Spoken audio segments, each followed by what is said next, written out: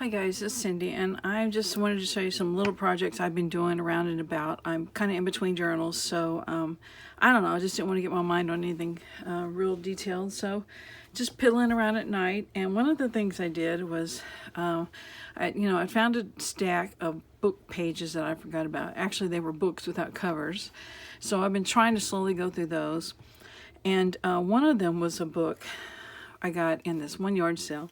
I'd gone to this yard sale, and you can tell after a little bit that the couple that was putting on the yard sale, it had been one of their mother's items, stuff. And so anyway, they were just basically trying to get rid of stuff. So anyway, I was looking through a box of patterns, sewing patterns, and they said, "Oh, you can just have all those if you want." So of course, I was thrilled to get them. And this was right at the very first, when I first started doing junk journals. So, and then they had a box of books, kind of where you check out. And I was looking through that, and they said, "Hey, you can have that whole box of books too if you want them." So I took them, and inside of it were, a lot of books I wouldn't necessarily use. Like one of them was on home health stuff and home remedies, and I think there was a dictionary in there. And anyway, this one book was on. It was called the Barkeepers, something like that, guide or something. So it was all these recipes for all these different cocktails, and it's just this real shiny paper. And I thought, other than using it just for a glue book or something, I don't have much use for this book. So I thought, I'm just gonna go through it, and if there's anything in it I want, I'll take it out and then just toss the rest of it. There's no sense in having it stacked around. So anyway, I just kind of wanted to show you some things I did with those pages.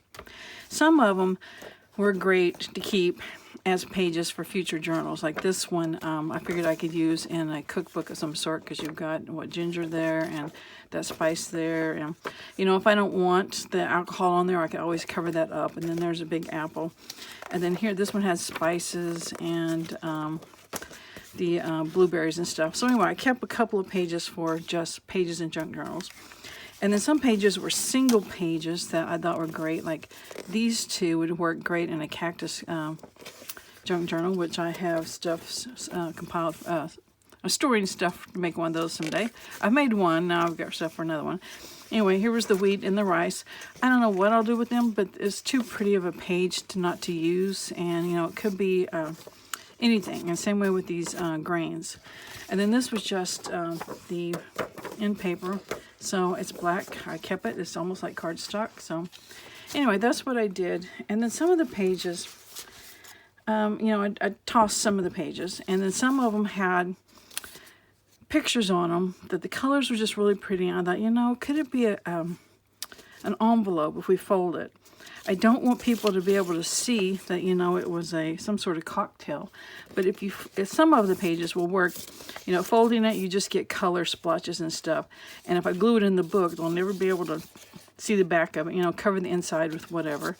And they'll never be able to tell that this envelope started out as a cocktail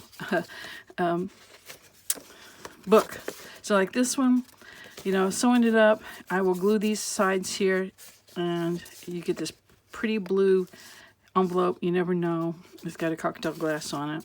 Same way with this one. Just, the insides and the outsides, but when you fold it, it just makes a pretty picture. So I had a lot of these, and I just did a couple of these sewing on just so you can kind of get an idea. Probably made these envelopes before. And just, has pretty patterns on it. And then, of course, I have a whole bunch here I haven't sewn yet. But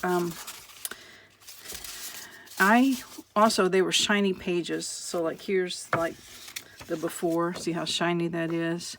And then I didn't necessarily want my envelopes that way, so I put clear gesso on them. I think it's Pam at the Paper Outpost had mentioned that in one of her videos, that you could just tone down that shine with some clear gesso. So I've done that to all of these.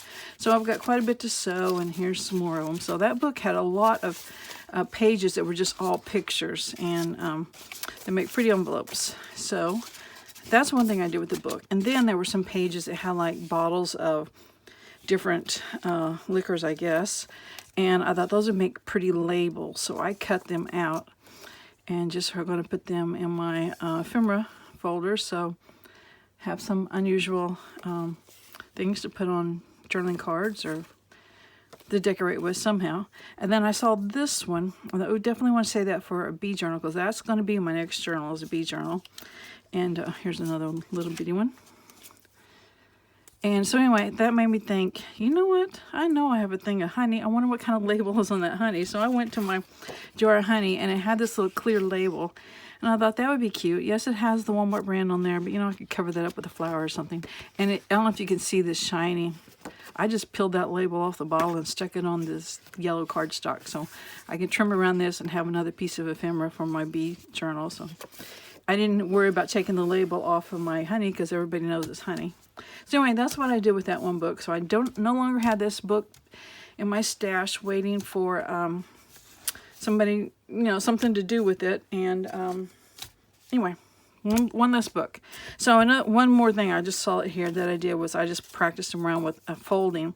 Somebody on one of their videos, I'm sorry, I've seen too many, and it's been you know, several days ago. I'm not sure who it was, but they had this.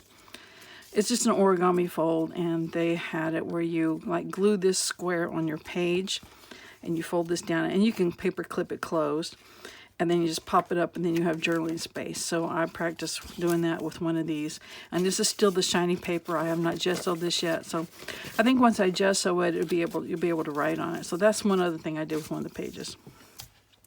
Something else I worked on was an idea that Gail had shown. Making, she called it slow stitching, and I have seen other people make reference to that, and it's, you know, it's just kind of funny, because to me, you know, it's just embroidery, hand embroidery, but slow stitching, because that's definitely, you know, slower than using your sewing machine. But Gail had made some with just scraps of fabrics, and she just did like a running stitch. You can see it better on this side, a running stitch across it. And I made a couple of those, and those, I really like these, and you can tell I'm doing blue and stuff for the bee journal. Because the bee journal has a lot of blue in the paper kit. And anyway, I was doing these, and I thought, you know, this is a lot of work. I like it better. Instead of going across, I'm just going to outline the shapes of fabric I have on my squares. So I just did a running stitch around them. So it didn't take as long to do these, and then I kind of like the look of them better. So, you know, everybody has their own taste, but so I just sat with a bunch of scraps and made these one evening, and thinking ahead to fall. And then, of course, that was just a piece of fabric. I just cut it and frayed it, and it'd be ready for something. So anyway, just the scraps. And then I've also been working on a completely different project, not related to junk journals at all. I found it in my closet. I totally forgot about it. It's a crazy quilt where you take different scraps of fabric and put it down like you have a muslin base, and you just put scraps of fabric all over it. It's like making frankenpaper. And then where your two fabrics overlap, you do some sort of stitching over it. So it's basically frankenpaper, but with fabric. And when you trim the edges up, you get lots of little scraps of fabric. So I just was sitting at the sewing machine and just thought, okay, I'm pinning some of these together. I'm going to make little fabric clusters, I guess you call them, out of them. So I've got several pinned together here and not sewn. And then these are the ones I did get sewn. And I did these on my embroidery machine, so it's not a zigzag. I don't know if you can tell the stitching on that or not, because I used a white thread. But it's like a honeycomb. Here, you can tell better on this one. So I've been dueling with my embroidery machine. It is not quite right. Something's not right with it. And of course, I can't get it fixed right now. But anyway, I can do these. So did a bunch of those. And then also when I was doing the little fabric squares, these slow stitching ones, I had strips of fabric left over, so I just did a running stitch around them and made these little flowers. And I've shown this on another video. So, you know, not one piece of scrap of fabric is going to go to waste at all. So I just made, you can see them down here, a whole bunch of little flowers out of the scraps. So I'm ready for bee journals and botanical journals and flower journals. Oh, one other thing, I just now see it. Another thing I did, and this is actually what I did first. On one of the journals I just finished, I had found in my stash, because I was doing the Stash Buster, something that was similar to this. And that, you know, that's a tag, but the one I found had lines on it for journaling, and I glued it in the book as like a part of a collage where you can journal. I thought, you know, I have all these stamps. I never use them. I've had them since scrapbooking days. And why don't I get those out and stamp up a bunch of paper and have them ready. It says true story, remember. So that's what I did when I just grabbed some paper and some ink and my stamps. And so I'll have a whole bunch of these ready to go. And, you know, if you're decorating blank pages or you want to cover up some, here's the one I think I found, similar to that.